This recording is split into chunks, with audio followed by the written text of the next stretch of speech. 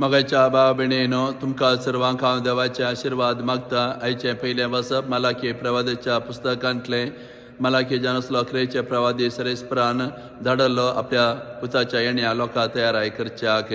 मलाकी प्रवादी इस्रायल प्रजे सावन आसा. पळया सरेस्पर देव आपल्या दुता धाडटलो. आपल्या पुताच्या येण्याक तुमकां तो तयार करतलो.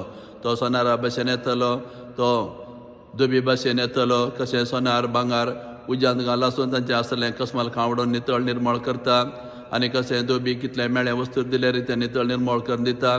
तशेंच सरेस्पराचो दूत येवन तुमची काळजा मना नितळ निर्मळ करतलो आनी तुमकां सोम्याच्या येण्यान तयार करतलो म्हणून तांकां बासोवन आसा. वय कितें परा देवान बासयल्लें आपल्या दुता धाडटा म्हणून आपल्या पुताच्या येण्यान तयार करूंक आयच्या वांजेलांत सरेस्पर देव तें जारी करता. एलिझाबेथ आनी जाकरी उत्तर पळयक ती पावली. तांकां भुरगीं नाटलीं. सरेस्परा देवान तांकां उत्तर पळय एक चरको भुरगो दिलो आनी ताका ताणें जुआ म्हूण नांव दवरलें.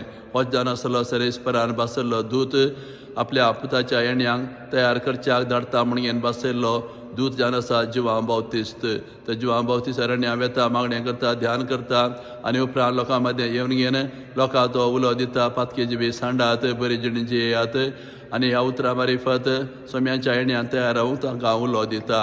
लोक हारी हारीन ताचेरशी येतात आनी आयल्यासर लोकांक जॉर्दानय तो उदकाचो स्नान दिता आनी तांचे पातकी जिबी सांडून नितळ निर्मळ जिणी जिवन सोम्याच्या येण्याक तयार रावंक तांकां उलो दिता.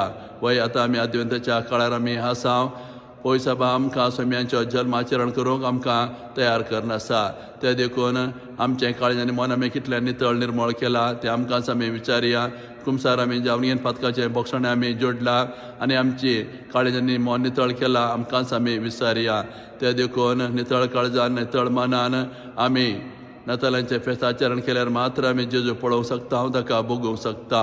ते देखून कितलें आमचें मन आनी काळें आमी नितळ दवरता, कितलें आमचें मन आनी काळें नितळ करून आमी नातालांचें फेस्ताचरण करता, तितलो जेजू आमकां पळोवंक मेळटलो आनी तो आमचे थंय इमॅन्युएल जातलो. असलो संदेश आयच्या ह्या वांजेलाचो जावन आसा.